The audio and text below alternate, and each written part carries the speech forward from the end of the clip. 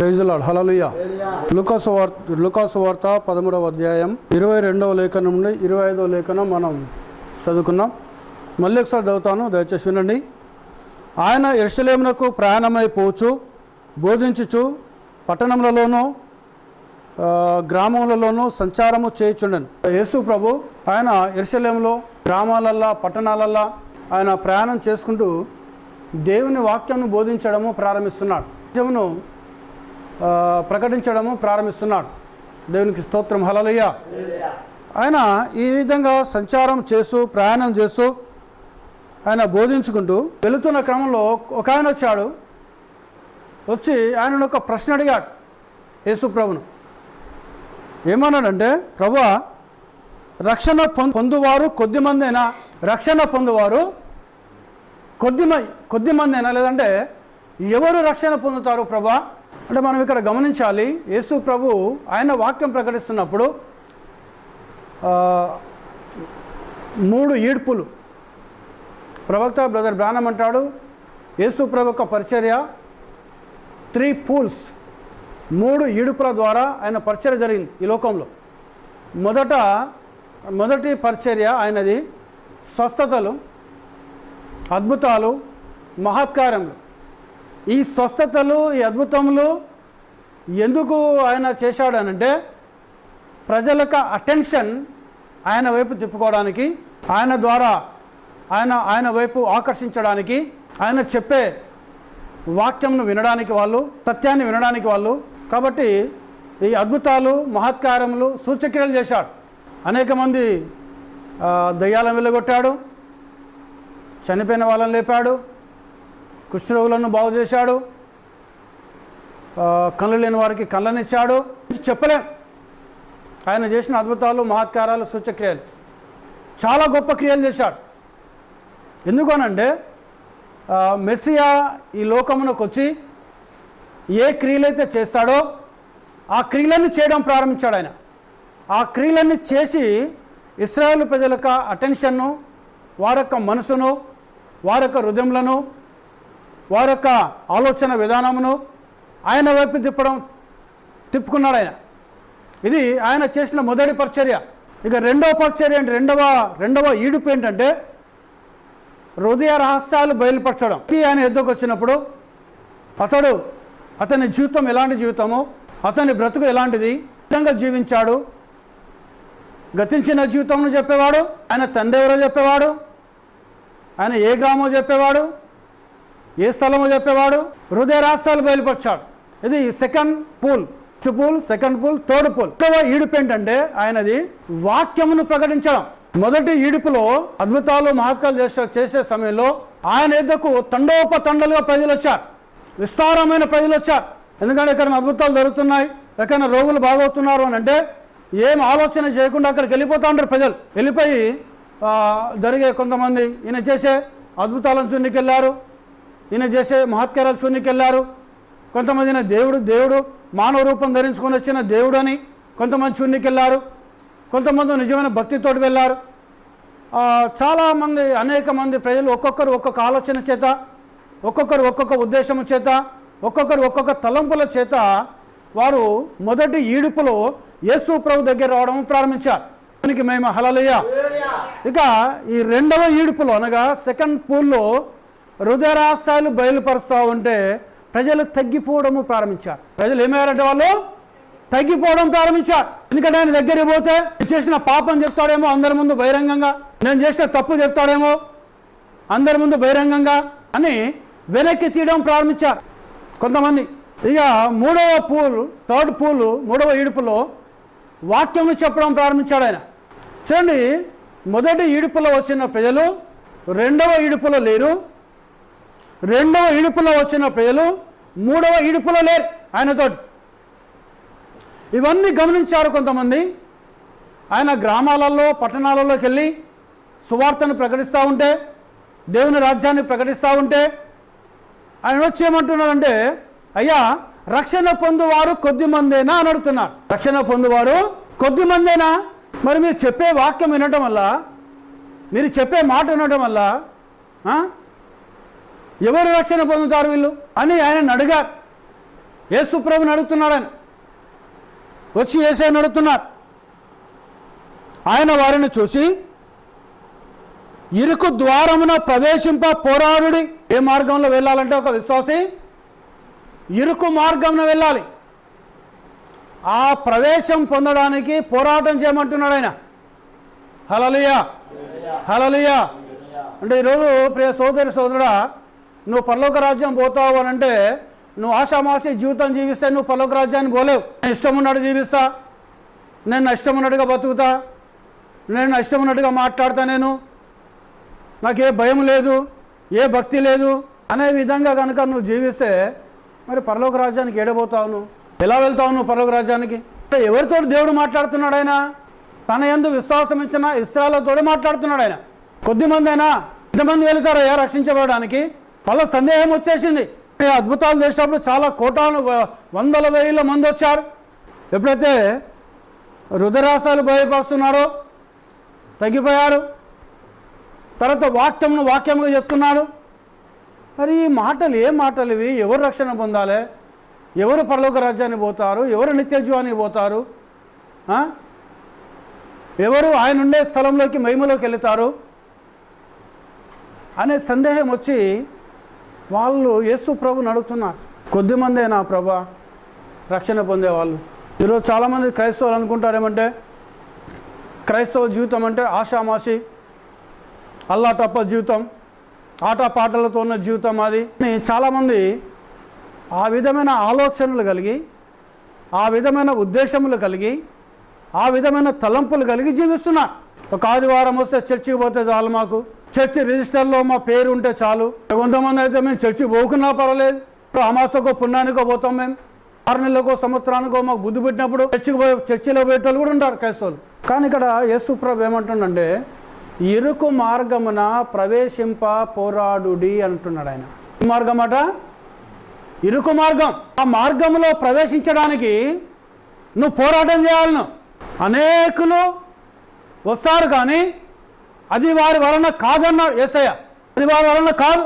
అనేకులు ప్రవేశింప పోరాటం చూస్తారు, పోరాడుతూ అంటారు, అది వారి వలన కాదు. ఇప్పుడు ఒకసారి ఆలోచన చేయండి ప్రియ సోదరి సోదరుడా, నువ్వు ఎలాంటి లైఫ్ కలిగి ఉండాలి? నీ బతుకులో ఎలాంటి జీవితం కలిగి ఉండాలి? నువ్వు ఏ విధంగా నువ్వు బ్రతుకుతే దేవుని నిత్య జీవానికి వెళ్తావు? నువ్వు చదవండి, కీర్తనలు 15వ అధ్యాయం చదవండి ఒకసారి. మహారాజు మాట్లాడుతున్నాడు అక్కడ. ఆయన పరిశుద్ధ పర్వతమైన ఆయన నిత్య జీవములో ఆయన సన్నిధిలో ఉండేవాడు ఎవరో అక్కడ మాట్లాడుతుండే ఆయన. కీర్తనలు 15వ అధ్యాయం. యెహోవా నీ గుడారములో అతిథిగా ఉండదగిన వాడు ఎవడు? నీ పరిశుద్ధ పర్వతం మీద నివసింపదగిన వాడు ఎవడు? ప్రశ్న. ఏం ప్రవర్తనట? యథార్థమైన ప్రవర్తన కలిగి నీతిని అనుసరించుచు హృదయపూర్వకముగా నిజము పలుకువాడే. హల్లెలూయా. క్వాలిటీస్ చెప్తున్నా. ఆయన పరిశుద్ధ పర్వతములో నివసింపదగిన వాడు, ఆయన పరిశుద్ధ స్థలములో నివసింపదగిన వాడు ఎలాంటి వాడట? యథార్థమైన ప్రవర్తన కలిగి నీతిని అనుసరించుచు. ఇక్కడ మనం గమనించాలి, నీతి అని అంటే ఈరోజు చాలామంది అంటే మనకు నా అంత మంచోడు ఈ భూమి మీద ఎవ్వడు లేడు అంటాడు వాడు. ఇప్పుడు బాగా కట్టుకుంటాడు. ఈరోజు నా అంత భక్తిపరుడు ఎవరు లేరు, నేను జీవించినంత యథార్థమైన జీవితం అసలు ఈ భూమి మీద ఎవరో జీవించాడు. సెల్ఫ్ డబ్బాలు కొట్టుకుంటా అంటారు బాగా. అసలు మా ఫ్యామిలీ ఉన్నట్టు ఎవరు లేరండి, మా కుటుంబం ఉన్నట్టుగా నేను జీవించినట్టు ఎవరు జీవిస్తున్నారు చూపించండి. సెల్ఫ్ డబ్బా కొట్టుకున్న వాళ్ళు బాగున్నారు ఈ లోకంలో, క్రైస్తవులే, ఒక మెసేజ్ వాళ్ళు కూడా. మరి నీతిని అనుసరించి. ఏంటి నీతి అంటే? ఏంటిది? ఆయన నీతి అనగా ఏంటిది? మానవుని యొక్క నీతి ఎలాంటిదో మత్తయి సువార్త 6వ అధ్యాయం 33వ లేఖనం తీయండి అమ్మ ఒకసారి. మత్తయి సువార్త 6వ అధ్యాయం 33వ లేఖనం. అక్కడ ఒక మాట, కాబట్టి మీరు ఆయన రాజ్యమును నీతిని మొదట వెదుకుడి, అప్పుడు అవన్నీ మీకు అనుగ్రహించబడును. హల్లెలూయా. ప్రభు ఏం మాట్లాడుతున్నాడు ఇక్కడ? మొదట ఆయన రాజ్యమును ఆయన నీతిని మొదట వెతుకుడి, అప్పుడు అవన్నీ మీకు అనుగ్రహించబడును. ఇప్పుడు ఏమంటున్నాడు? ఆయన నీతిని వెతకమంటున్నాడు, ఆయన రాజ్యమును వెతకమంటున్నాడు. ఆయన రాజ్యమును ఆయన నీతిని వెతుకుడి, అప్పుడు అవన్నీ మీకు అనుగ్రహించబడును. మానవుని యొక్క నీతి దేవుని చిత్తమును నెరవేర్చదు. 64:6 యెషయా గ్రంథం 64వ అధ్యాయం, గ్రంథం 64వ అధ్యాయము 6వ లేఖనం. మేమందరము అపవిత్రుల వంటి వారమైతిమి, మా నీతి క్రియలన్నీ మురికి గుడ్డవలే ఆయను, మేమందరము ఆకువలే వాడిపోతిమి, గాలివాన కొట్టుకుపోయినట్లుగా మా దోషములు మమ్మను కొట్టుకొని పోయాను. చాలమ్మా. కానీ నాకు కావాల్సిన పాయింట్ ఏంటంటే మానవుని యొక్క క్రియలు మనం ఏదైతే నీతి అని అనుకుంటున్నామో, అంటే మనిషిని, దేవుని కాదు, మానవులు ఈరోజు నేను చాలా మంచివాడిని, నా అంతగా మంచిగా జీవించేవారు ఎవరు లేరు, నా అంతగా ప్రార్థన చేసేవారు ఎవరు లేరు, నా అంతగా దేవుని ఆరాధించేవారు ఎవరు లేరు, నా అంతగా దేవుని మహిమపరిచేవారు ఎవరు లేరు, నేను జీవించినట్టుగా ఎవరు జీవించలేరు అని విర్రవీగే క్రైస్తవుల గురించి మాట్లాడుతాను దేవుడు ఇక్కడ. మనిషిని నీతి ఏమైందట దేవుని దృష్టికి? మురికి గుడ్డ వలె ఉన్నది. ఎందుకు ఆ విధంగా ఉన్నది?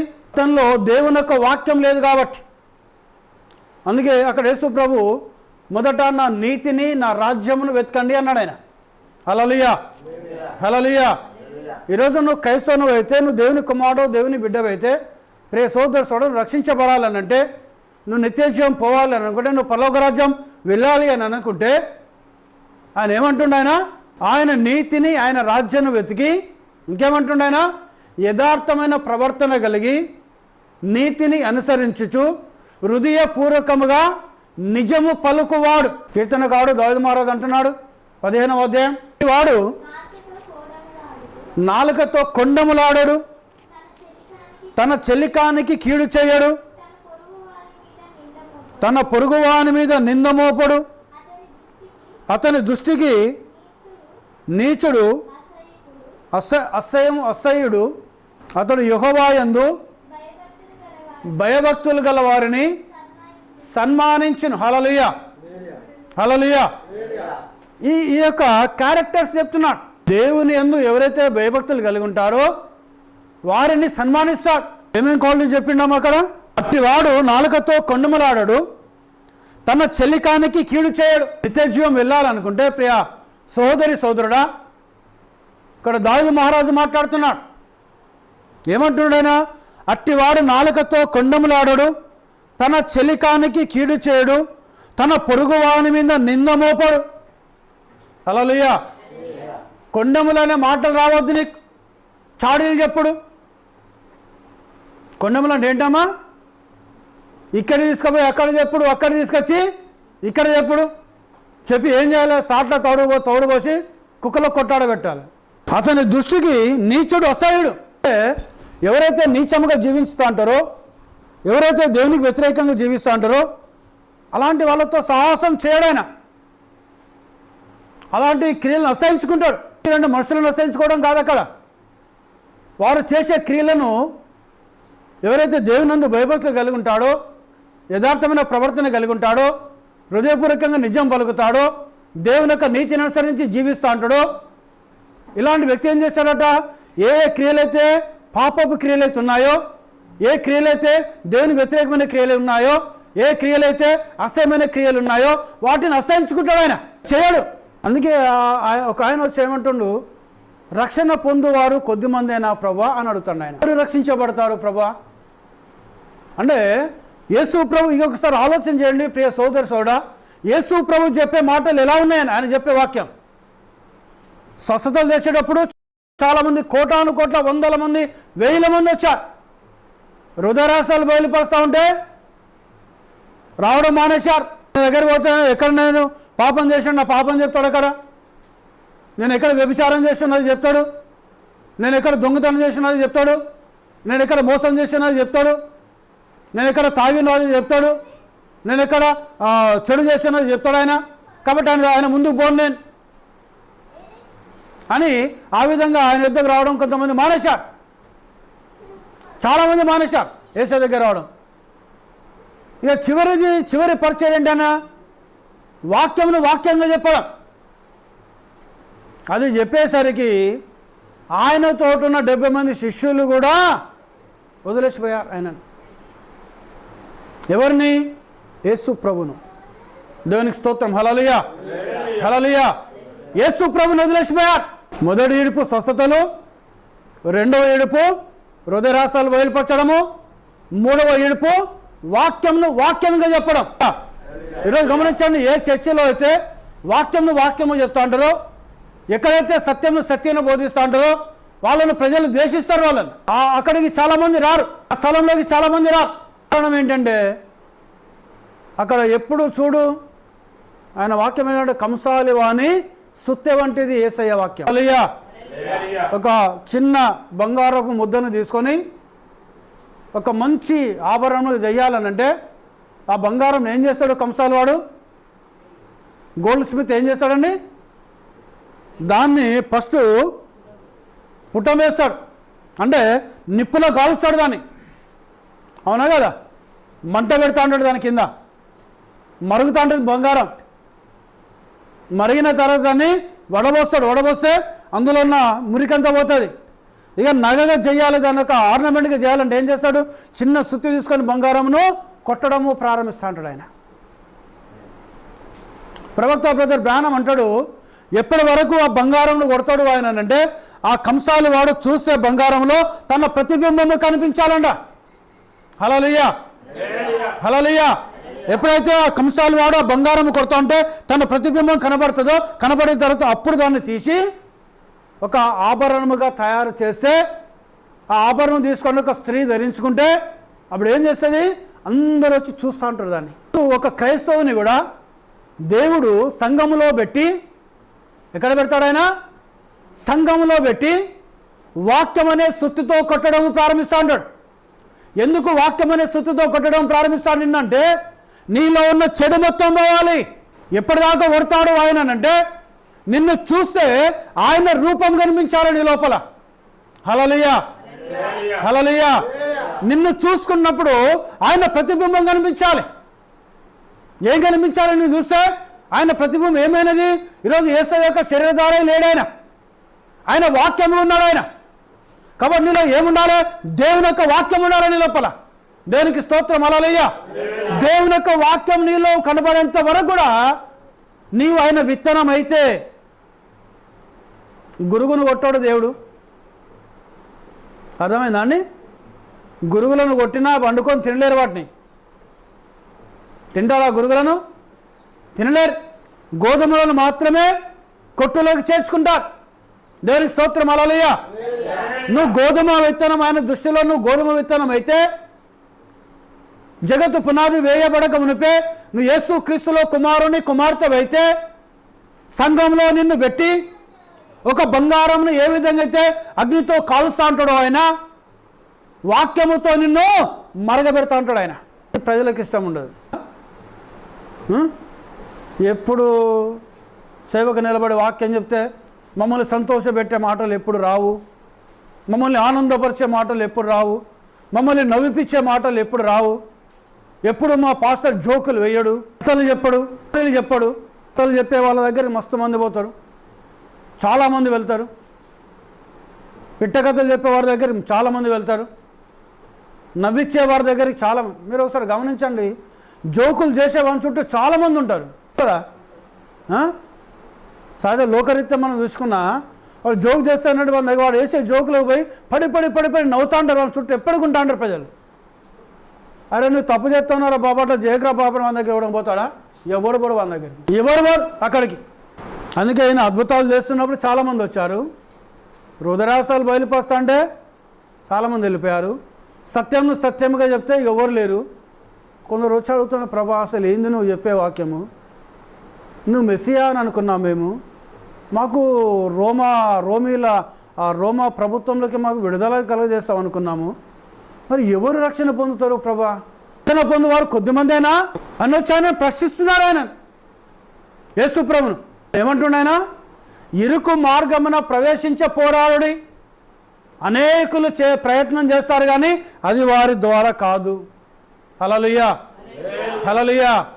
అన్యజనుల గురించి యేసయ్య మాట్లాడతలేడు. ప్రియ సోదరుడా, క్రైస్తవుల గురించి ఆయన మాట్లాడుతున్నాడు. ఆయన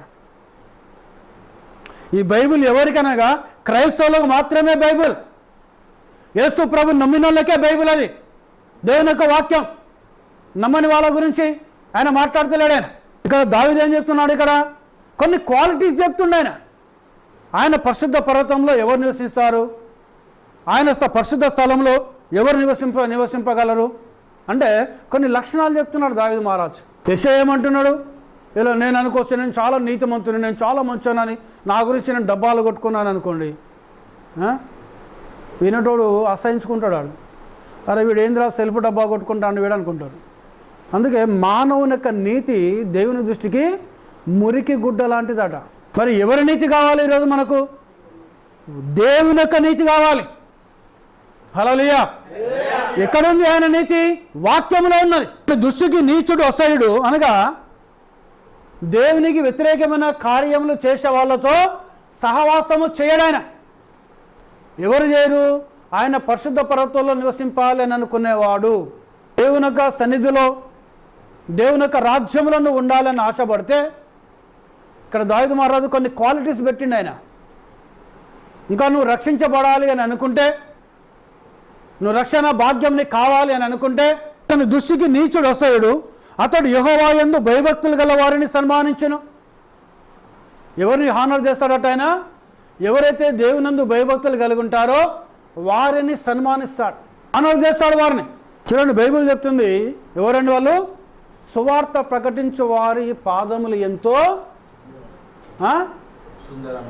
ఎక్కడున్నాయట? వాళ్ళ పాదములు పర్వతముల మీద ఉన్నాయట. ఎవరైతే దేవుని వాక్యం ప్రకటిస్తారో, ఎవరైతే దేవుని యొక్క నామను ప్రకటిస్తారో, ఎవరైతే దేవుని సువార్తను ప్రకటిస్తారో వారి పాదములు సుందరమైనవి. అవి పర్వతముల మీద ఉన్నవట. అవి దేవుని యొక్క భక్తులను సన్మానిస్తే, నువ్వు దేవుని యొక్క భక్తులను గౌరవిస్తే, చూడండి దేవుడు నిన్ను గౌరవిస్తాడు. ఆయన యందు భయభక్తులు గలవారు. ఎవరి యందు భయభక్తులు గలవారు? దేవుని యందు భయభక్తులు గలవారు. దేవుని నామానికి మహిమ, హల్లెలూయా. దేవుని నామానికి ఘనత, హల్లెలూయా. ఆయన నామం కొనియాడబడును గాక. యేసయ్య నామం. ప్రమాణము చేయగా నష్టము కలిగిన మాట తప్పడు. నేను నిత్యజీవంలో నీవు ఉండాలి అని అనుకుంటే, ప్రమాణము చేస్తే నీకు నష్టము కలిగినా నువ్వు మాట తప్పవు. ఎన్నో మాటలు మాట్లాడుతూ ఉంటాం మనం.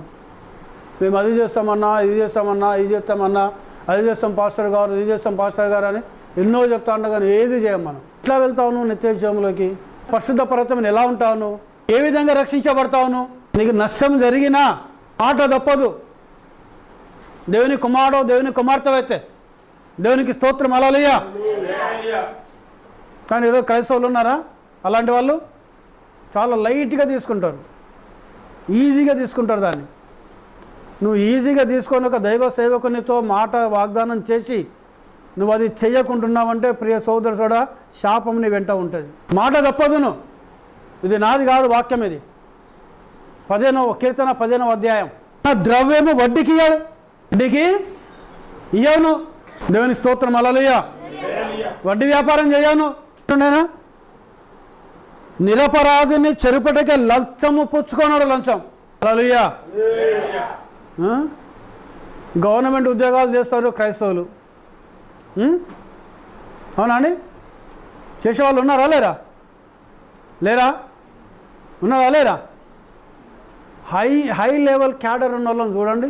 ఎన్ని ఇండ్లు కొంటారు వాళ్ళు, ఎన్ని భూములు కొంటారు వారు. అన్నిల గురించి మనకు అవసరం లేదు, క్రైస్తవుల గురించే మనం మాట్లాడాలి. అంటే నీకు గవర్నమెంట్ ఇచ్చే జీతము, ఆ జీతంతో నువ్వు నీ భార్య నీ పిల్లలు బతకగా నువ్వు భూములు కొని, ఇండ్లు కొని, బిల్డింగ్లు కట్టగలుగుతావా? అవుతుందా నీతో? అది మొన్న హైదరాబాద్లో కొన్ని ఇండ్లు కూలిపోతా ఉంటే వాళ్ళ గోడు చెప్తా ఉన్నారు. వాళ్ళు జీవితం అంతా ఉద్యోగం సంపాదించుకున్న పైసలు పెట్టి ఈ స్థలం కొనుక్కొని ఇల్లు కట్టుకుంటే ఇల్లు కూలగొట్టేశారు. అయ్యో మేము ఎక్కడ ఉండాలి, మాకు నిల్వ నీడలేదు మాకు అని ఏడుస్తూ ఉన్నారు. అంటే 30 సంవత్సరాలు ఉద్యోగం చేస్తే వచ్చిన డబ్బుతో ఒక స్థలం కొనుక్కొని ఒక ఇల్లు కట్టుకోగలుగుతాడు. ఒక గవర్నమెంట్ ఎంప్లాయ్, ఒక నీతిగా బతికే ఎంప్లాయ్, ఒక నిజాయితీగా బతికే ఎంప్లాయ్. మరి ఉన్నారా అలాంటి క్రైస్తవులు? ఇప్పుడు సాఫ్ట్వేర్ ఎంప్లాయీస్ అయితే సంపాదించుకుంటున్నారు వాళ్ళు, ఎందుకంటే వాళ్ళు లక్షలలో సాలరీ ఉంటుంది కాబట్టి వాళ్ళ గురించి వదిలేండి. గవర్నమెంట్ ఎంప్లాయీస్ క్రైస్తవులు చేయగలుగుతారా? డబ్బు వస్తుందా? అన్ని బిల్డింగ్లు వస్తాయా? అన్ని భూములు కొనగలుగుతారా వాళ్ళు క్రైస్తవులు? మరి ఎక్కడిది డబ్బు? బాప్తిజం ఇచ్చే యోహాను ఒక మాట అన్నాడు, ప్రభుత్వం మీకు నిర్ణయించిన జీతము తప్ప దానికంటే వేరే ఏది కూడా మీరు తీసుకోవద్దని. బాప్తిజం ఇచ్చే యోహాను లూకాసు వార్త 3వ అధ్యాయము 12వ వాక్యం చదవండి ఒకసారి. వార్త 3వ అధ్యాయం 12వ వాక్యం. సుంకరులను బాప్తిజము పొందవచ్చి బోధకుడా మేమేమి చేయవాలని అతను అడగగా, అతడు మీకు నిర్ణయింపబడిన దానికంటే ఎక్కువ తీసుకొనవద్దని వారితో చెప్పాను. సుంకర్లు అంటే ట్యాక్స్ కలెక్టర్స్ ఇంగ్లీష్లో. ఒక ఆయన ఇంటికి పోయండి యేసయ్య, జక్కయ్య. ఆయన గురించి ప్రజలు ఏమనుకుంటున్నారు? జక్కయ్య గురించి పాపి అయిన వానింటికి పోయాడు ఈయనే అని వాళ్ళు గులుక్కుంటాను యేసుప్రభున, సన్నుక్కుంటాను యేసుప్రభున. అరే నేను ఈయన పరిశుద్ధుడు కదా, మరి పాపి దగ్గర పోతుండే వాళ్ళ ఇంట్లో భోజనం చేస్తాడు అటునే అని సన్నుక్కుంటాను ఆయన. జక్కయ్య తన ఇంటికి సంతోషంతో యేసయ్యను చేర్చుకొని ఏమంటుండే ఆయన? 19వ అధ్యాయము 7వ లేఖనికలు చదవండి సార్. లూకాసు వార్త 19:7. లూకాసు వార్త 19వ అధ్యాయం 7వ వాక్యము. అందరూ అది చూసి ఈయన పాపి అయిన మనుషుని యొద్ద బస చేయ వెళ్ళనని చాలా సన్నుకున్నది. ఏమనుకుంటున్నావు ఆయనను చూసి? యేసుప్రభు ఎవరింటికి పోయిండు? జక్కయ్య ఇంటికి పోయిండు. ఈయన ఎవరట? పాపినే, మంచోడు కాదైనా. ఎవరైనా చాలామంది సన్నుక్కుంటాను జక్కయ్య గురించి కాదు, యేసుప్రభునే సన్నుకుతాను వాళ్ళు. యేసయ్య జక్కయ్య ఇంట్లో అడుగు పెట్టిండో ఏమంటాడు? జక్కయ్య ఏమంటాడు ఇప్పుడు? జక్కయ్య నిలబడి, ఇదిగో ప్రభువా, నా ఆస్తిలో సగము బీదలకిచ్చుచున్నాను. నేను ఎవని యొద్ద నేనను అన్యాయముగా దేనినైనా తీసుకున్న ఎడలా అతనికి 4 గంతలు మరలా చెల్లింతునని ప్రభుతో చెప్పాను. ఏమొచ్చేసింది ఆయన లోపల? ఈ వాజ్ చేంజ్డ్. మార్పాడు ఆయన, జీవితం మార్చమా, ఆయన జీవితం మార్చబడింది. ప్రజలు ఏమనుకుంటున్నారు ఆయన గురించి? ఈయన పరిశుద్ధుడు కదా, అసలు నువ్వు మారు మనసు పొందు జక్కయ్య అని అన్నాడా యేసయ్య? అన్నాడా? ఇది మానుకో బాబు నువ్వు అని చెప్పిండా జక్కయ్యతో యేసుప్రభు? ఒక్క మాట చెప్పలేదు ఆయన. నువ్వు రా జక్కయ్య, ఈరోజు నీ ఇంట్లో భోజనం చేయాలి అన్నాడు ఆయన, చేయాలని అన్నాడు ఆయన. సంతోషంతో చేర్చుకొని యేసయ్యను. ప్రజలు ఏమనుకుంటాను? ఈయన పాపుల దగ్గర పోతాను కదా ఆయన, అవునా కదా? అంతేనా? ఈయన ఏం చేశాడు? ఈయన యేసయ్య అడుగు పెట్టిండు, ఆయనలో ఉన్న పాపం బయటికి వెళ్ళిపోయింది, చీకటి వెళ్ళిపోయింది. ఇకలో ఉన్న పాపము వెళ్ళిపోయింది దానిలోకి వెళ్ళి. నిలబడ్డా లేచి, ప్రభా ఇదిగో నా ఆస్తిలో సగం బీదలకు ఇస్తున్నా ప్రభా అన్నాడు. మొత్తం అమ్మిండు, తీసుకొని మొత్తం బీదలకు పంచబడేసిండు. ఇంకా ఉన్నది. ఎవరిని అయితే అన్యాయంగా ఏమైనా తీసుకుంటే ప్రభా నేను మరలా 4 వంతులు కల్పించేస్తాను నేను. యేసుప్రభు చెప్పాడా? నువ్వు మారు మనసు పొందు జక్కయ్య అని చెప్పాడా యేసయ్య? ఆయన సన్నిధి, యేసయ్య సన్నిధి ఆయనను తాకింది జక్కయ్యను. యేసయ్య పరిశుద్ధత ఆయన తాకింది జక్కయ్యను. ఆయనలో మార్పు వచ్చేసింది. దేవుని స్తోత్రం, హల్లెలూయా. ఈరోజు చాలామంది క్రైస్తవులకు యేసయ్య పరిశుద్ధత తెలియదు, వారికి యేసయ్య నీతి తెలియదు, వారికి నీలో ఇంకా మార్పు రాలేదు అని అంటే, ప్రియ సోదరుడా, ఆయన పరిశుద్ధతలో నువ్వు పాలు పొందుకుంటలేవు, ఇంకా ఆయన నీతి నీలోకి రాలేదు, జక్కయ్యలోకి వచ్చేసింది ఆయన. చూడండి ఇక్కడ ఏమంటారు? సుంకర్లతోటి బాప్తిజం ఇచ్చే యోహాను ఏమంటుండే కదా లూకాసు వార్త 3వ అధ్యాయంలో, సుంకరులు బాప్తిజం తీసుకొని వచ్చాను ఆయన దగ్గరికి. జక్కయ్య సుంకరి, సుంకపు గుత్తాదారుడైన జక్కయ్య అని బైబిల్ చెప్తా ఉన్నది. హల్లెలూయా, హల్లెలూయా. మీకు నిర్ణయించిన దానికంటే ఎక్కువ మీరు తీసుకోవద్దు. సైనికులను మేమేమి చేయవాలని అతన్ని అడిగిరి. సైనికులు కూడా వచ్చారు, ఆర్మీ సోల్జర్స్ వచ్చారు, పోలీస్ డిపార్ట్మెంట్ వాళ్ళు వచ్చారు. వీళ్ళంతా ప్రభుత్వ ఉద్యోగులు వీళ్ళు. హల్లెలూయా హల్లెలూయా, అవునా కదా?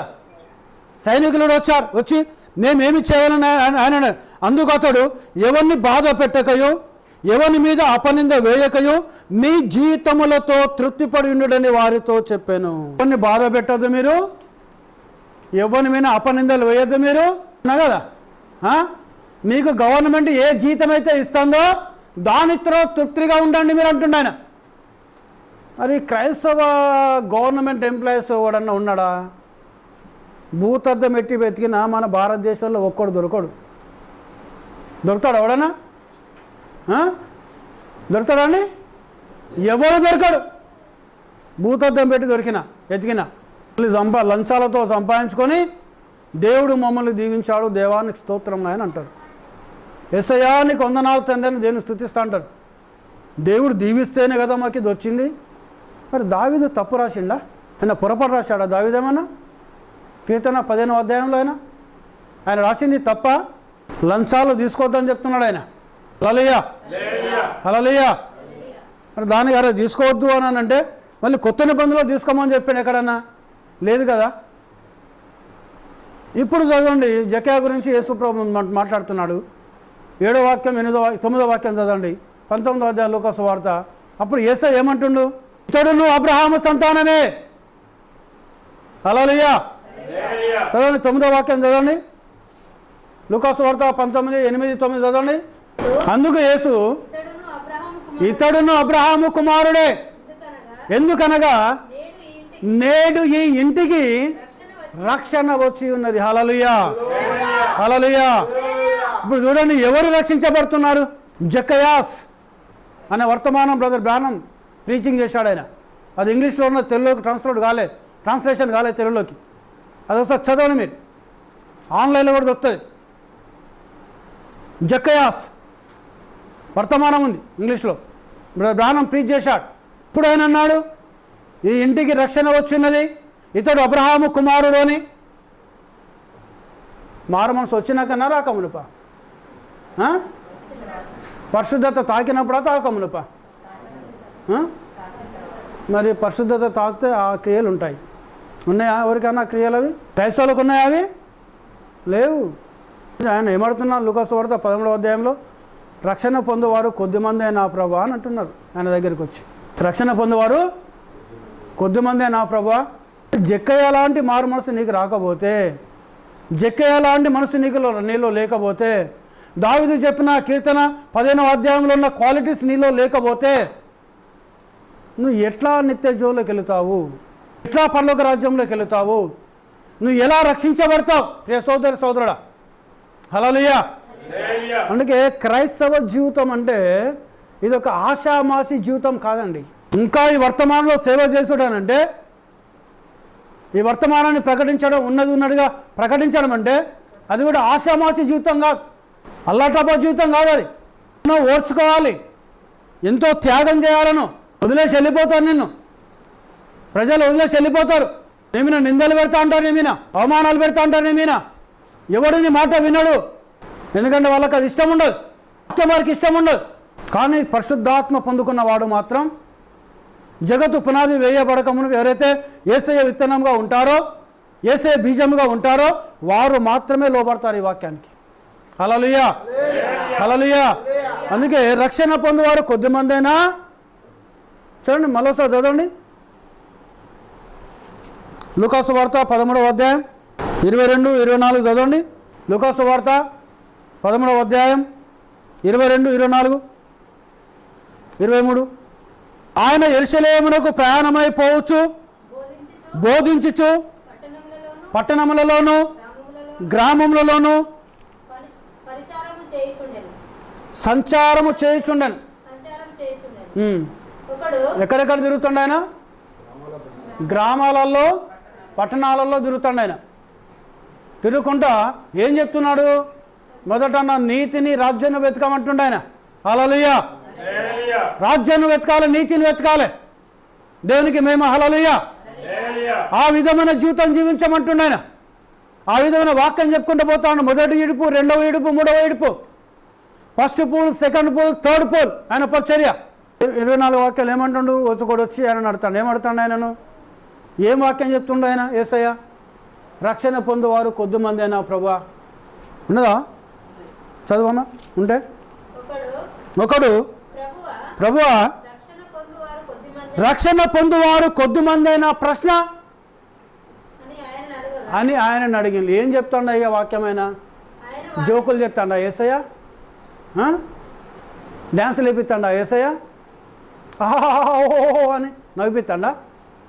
యేసయ్య చెప్పే వాక్యం ఆ విధంగా ఉన్నదా? ఉన్నదా అండి? ఉన్నదా? మరి యేసయ్య చెప్పే వాక్యం, నవ్విపించే వాక్యము, జోకులు వేసే వాక్యము, పిట్టకథలు చెప్పే వాక్యం కనుక యేసయ్య చెప్తే వచ్చి అడుగుతాడు ఆయన? ఏంది ప్రభా నువ్వు ఈ వాక్యం చెప్తా ఉంటే అసలు ఈ వాక్యంలో ఎవడన్నా ఉంటాడా? ఎవరు రక్షించబడతారు ప్రభా? కొద్దిమంది అయినా ప్రభా రక్షణ పొందేటోళ్ళు. అవునా కదా? ఏం చెప్పొచ్చు వాక్యమైనా? యేసు ప్రభు పిట్టకథలు చెప్పిండా? పిట్టకథలు చెప్పిండా? ఎక్కడన్నా చెప్పిండా ఆయన పిట్టకథలు? యేసయ్య అన్నీ వదిలేసి రండి బాబు అన్నాడు ఆయన. అన్నీ వదిలేసి చివరి పేతురన్నాడు, మేము సమస్తమని నేను వెంబడిస్తున్నాం, మాకు ఏముంటుంది ప్రభా అంటే ఈ లోకంలోనూ పరలోకం 100 బ్లెస్సింగ్స్ ఉంటాయి అన్నాడు ఆయన. హల్లెలూయా, హల్లెలూయా. మిమ్మల్ని మనుషులను బట్టే జాలలో చేస్తానన్నాడు ఆయన. పరిశుద్ధాత్మతో నింపబడిన బోధకుడు బోధించే వాక్యము నిన్ను నవ్వించే వాక్యం ఉండదు. నీకు పిట్టకథలు చెప్పరు. నిన్ను జోకులు నిన్ను సంతోషపెట్టే వాక్యం ఉండదు. నిన్ను ఆనందపరిచే వాక్యం ఉండదు. ఉండదా? బాప్తమి చౌహాన్ ఆ వాక్యం చెప్పిండు ఆయన. సుంకర్లు వచ్చి బాప్తం తీసుకున్నారు ఆయన దగ్గరికి వచ్చి. అయ్యా మేము సుంకరం అంటే మీకు గవర్నమెంట్ ఏదైతే నిర్ణయించిందో దానికంటే ₹1 ఎక్కువ తీసుకోవద్దు బిడ్డ అన్నాడు ఆయన. అంతేనా కదా? అవునా కదా?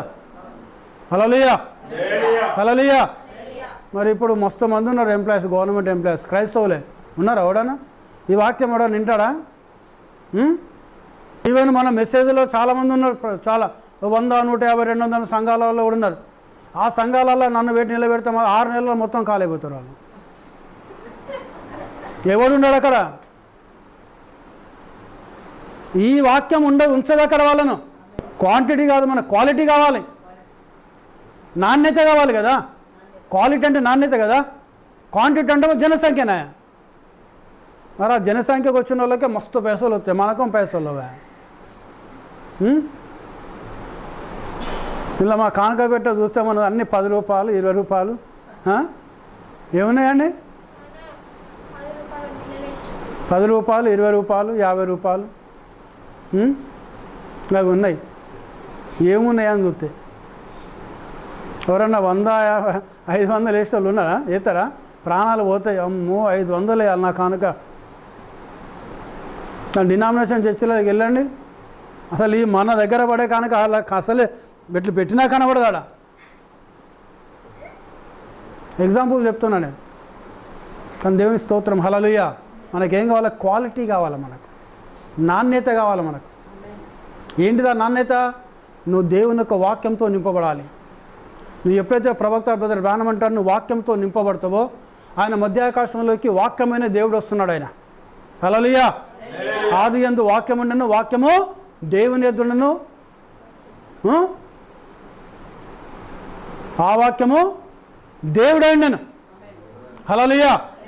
అది మొదటి వాక్యం. యోహాను సువార్త మొదటి వాక్యం. దానికి కంటిన్యూగా 14వ వాక్యం ఏమన్నది? ఆ వాక్యమే. ఏ వాక్యము? ఆది యందున్న ఆ వాక్యము, దేవుని యొద్దున్న ఆ వాక్యము, దేవుడయ్యున్న ఆ వాక్యం. ఎవరినే? ఆ వాక్యమే శరీరధారి అయి, అంటే శరీరము ధరించుకొని కృప సత్య సంపూర్ణుడుగా మన మధ్యలో నివసించను. ఆయనే ప్రభువైన యేసు క్రీస్తు అయినాడు. హల్లెలూయా, హల్లెలూయా. ఇప్పుడు ఏ విధంగా వస్తున్నాడు అక్కడికి ఆయన? పిట్టకథలు వినటోళ్ళం పట్టుకపోనీకి వస్తలేడు ఆయన. సంఘాలలో జోకులు చేస్తాను. ప్రవక్త బ్రానం అన్నాడు, pulpit is not a joking place అన్నాడు ఆయన. పులిపిట్ అనేది జోకులు చేసే స్థలం కాదు. ఇది అనాయింటెడ్స్ వాళ్ళు మాత్రమే బోధించగలుగుతారు ఈ వాక్యం. దేవునికి మహిమ, హల్లెలూయా. దేవుని అభిషేకం ఉన్న వాళ్ళు మాత్రమే. మనకేం కావాలో క్వాలిటీ కావాలా, మనకు క్వాంటిటీ కాదు మనకు కావాల్సింది. ఒకవేళ క్వాంటిటీ ఉన్నా అందులో కూడా క్వాలిటీని చూడాలి మనం. హల్లెలూయా. అందుకే ఏమంటాడు, రక్షణ పొందువారు కొద్దిమందేనా ప్రభువా. ప్రశ్నిస్తున్నాడు ఆయన వచ్చి, వాళ్ళు వచ్చి యేసు ప్రభువుని ప్రశ్నిస్తున్నారు. అప్పుడు ఏమన్నాడు ఈయన? రక్షణ గురించి మాట్లాడలేదు ఆయన. ఏం చెప్తున్నాడు ఆయన? ఇరుకు మార్గమున ప్రవేశించే పోరాడుడి అంటుండ ఆయన. ఇక వెళ్ళిళ్ళు బాబు, వెళ్ళిళ్ళు మీరు వెళ్ళారు, ఇరుకు మార్గంలో ప్రవేశించారని చెప్తాడు ఆయన. పోరాటం ఫైట్ చేయంటుండ ఆయన. ఆ ఇరుకు మార్గంలో నువ్వు వెళ్ళడానికే నువ్వు ఫైట్ చేయాలను ఈ లోకంలో. నువ్వు అది అందరి వలన కాదు. హల్లెలూయా, హల్లెలూయా. అది ఎవరి వలన అవుతుంది? కృప పొందిన వారి వలనే వస్తుంది అది. దేవునికి స్తోత్రం, హల్లెలూయా. ఈరోజు చూడండి ప్రియ సోదరుడా, అందుకే అక్కడ లక్షణాలు చెప్తాను. ఎవరైతే ఆ పరిశుద్ధ పర్వత నివసిస్తారో, ఎవరైతే ఆ పరిశుద్ధ స్థలంలోకి వెళుతారో, దావీదు ఆయనకు రాజుగా ఉన్నప్పుడు కాదు, ఆయనకు విశ్వాసిగా ఉన్నప్పుడే ఆ క్వాలిటీస్ చెప్తుండే ఆయన. స్తోత్రం, హల్లెలూయా. ఆ లక్షణాలు చెప్తున్నాడు ఆయన. నువ్వు ఈ విధంగా జీవించును, ఆయన పరిశుద్ధ పర్వతంలో నీవు ఉంటావు. నువ్వు ఈ విధంగా జీవించును, ఆయన పరిశుద్ధ స్థలంలో ఉంటాను. ఎవరి పరిశుద్ధ స్థలము? యేసయ్యది. పరిశుద్ధుడు ఎవరు? యేసు ప్రభువే, వేరెవరు లేరండి. యూనివర్సల్గా ప్రపంచంలో పరిశుద్ధుడు అంటే ఒక్కడే ఆయన. ఆయన ఒక్కడే పరిశుద్ధుడు. పాపము లేనివాడు ఒక్కడే. ఆయన జన్మ పరిశుద్ధము, ఆయన మాట పరిశుద్ధము, ఆయన నడవడిక పరిశుద్ధము, ఆయన జీవితము పరిశుద్ధము. ఎందుకంటే ఆయన పరిశుద్ధుడు. ఆయన చూడండి, ఆయన జక్కయ్య ఇంటికి వెళ్ళిండు, సమర స్త్రీ దగ్గరికి వెళ్ళిండు, కొంతమంది భక్తుల జీవిత ఇళ్ళకి వెళ్ళిండు. ఆయన వాళ్ళ బతుకులు మార్చబడ్డాయి. ఆయన మీరు మారు మనసు పొందండి అని చెప్పలేదు, నీ ప్రవర్తన మార్చుకోమని చెప్పలేదు. ఆయన పరిశుద్ధత వెళ్ళి ఆయన వాళ్ళని తాకితే వాళ్ళలో ఉన్న పాపము చీకటి బయటికి వెళ్ళిపోవడం ప్రారంభించింది. ఈరోజు ఇంకా నీలోకి వెళ్ళి పాపం పోతలేదు, నీలోకి వెళ్ళి చీకటి పోతలేదు అంటే ప్రియ సోదర కారణం ఏంటనగా యేసయ్య పరిశుద్ధత నిన్ను ఇంకా తాకలేదు. నీ బ్రతుకు మారతలేదు అనగా ఆయన పరిశుద్ధత నిన్ను తాకలేదు. పరిశుద్ధుని యొక్క సన్నిధి నువ్వు అనుభవిస్తలేను. నీలో పాపం పోతలేదంటే, నీలో చీకటి పోతలేదంటే, నీలో చెడుతనం పోతలేదనంటే ప్రియ సోదర యేసయ్య పరిశుద్ధత నిన్ను తాకితే నువ్వేమవుతావు? నువ్వు ఆయన పరిశుద్ధతలో నువ్వు పాలు భాగస్తుడు అవుతావు. అప్పుడు చీకటి నీలోకి రాదు, చీకటి నీలోకి రాదు. ఎందుకంటే నువ్వు ఎల్ల వేళలా ఆయన పరిశుద్ధతలో ఉంటావు, యేసయ్య పరిశుద్ధతలో ఉంటావు. అందుకే అందులోకి పోవడానికి ఆ ఇరుకు ద్వారం ఏంటనగా ఆయన పరిశుద్ధమైన స్థలం. అది ఆ పరిశుద్ధ స్థలంలో వెళ్ళడానికి నువ్వు ప్రయాసపడాలను. ఈ లోకంలో పోరాటం చేయమంటుండే ఆయన. దేవునికి స్తోత్రం, హల్లెలూయా. ద్వారంలో ప్రవేశింప పోరాడుడి, అనేకులు ప్రవేశింప దూత్తరు కానీ వారి వలన కాదని మీతో చెప్పుచున్నాను. అనేకులు ప్రయత్నం చేస్తారట, కానీ వాళ్ళతో కాదట. అది ముందు ప్రయత్నం చేస్తూ ఉంటారు, నేను పోతానని, కానీ వాళ్ళతో కాదది. ఇది నా మాట కాదు, యేసయ్య మాట. ఎక్కడికనంటే ఆయన జగత్తు పునాది వేయబడక మునుపు ఎవరినైతే ఆయన ఎన్నుకున్నాడో, దేవునికి స్తోత్రం, హల్లెలూయా, హల్లెలూయా. ఎవరినైతే ఆయన ఎన్నుకున్నాడో వారు మాత్రమే వెళ్తారు అక్కడికి. ఇవన్నీ పట్టించుకోరు. నాకు అన్నం ఉన్నదా పట్టించుకోరు, నీళ్ళు ఉన్నాయా పట్టించుకోరు, ఇల్లు ఉన్నదా పట్టించుకోరు, స్థలం ఉన్నదా పట్టించుకోరు, మంచి బట్టలు ఉన్నాయా పట్టించుకోరు, మంచి వస్తువులు ఉన్నాయా పట్టించుకోరు. వాళ్ళు ఒక్కటే చూస్తారు, వాక్యముగా ప్రకటించాలి, సత్యముగా ప్రకటించాలి, వర్తమానంగా ప్రకటించాలి, ప్రజలను దేవునిలోకి నడిపించాలి, ప్రజలను ఆయన పరిశుద్ధతలోకి నడిపించాలి, ప్రజలను ఆయన నీతిలోకి నడిపించాలి, ప్రజలను ఆయన రాజ్యంలోకి నడిపించాలి. ఇదే లక్ష్యం పెట్టుకుంటా అంటారు. వాళ్ళు డబ్బు కోసం చూడరు, పేరు ప్రఖ్యాతల కోసం చూడరు, గొప్పతనం కోసం చూడరు, షోపు డబ్బు కోసం చూడరు. వాళ్ళు ఉన్నారు, ప్రపంచంలో చాలామంది ఉన్నారు. యేసయ్య వాక్యముగా చెప్పేవారు, సత్యాన్ని సత్యంగా చెప్పేవారు. దేవునికి మహిమ, హల్లెలూయా. సో అలాంటి వాళ్ళు మాత్రమే అక్కడికి వెళ్తారంట. ఆ బోధ కింద ఉన్న వాళ్ళు మాత్రం అక్కడికి వెళ్తారు. ఆ బోధకు లోబడిన వాళ్ళు మాత్రమే అక్కడికి వెళ్తారు. ఆ సత్యానికి లోబడిన వాళ్ళు మాత్రమే అక్కడికి వెళ్తారు. ఆ నీతి వాక్యానికి లోబడిన వాళ్ళు మాత్రమే ఆయన పరిశుద్ధ స్థలంలోకి, ఆయన పరిశుద్ధ పర్వతంలోకి, ఇరుకు మార్గంలోకి వెళుతారు. హల్లెలూయా. అప్పుడు నువ్వు రక్షించబడతావు. హల్లెలూయా.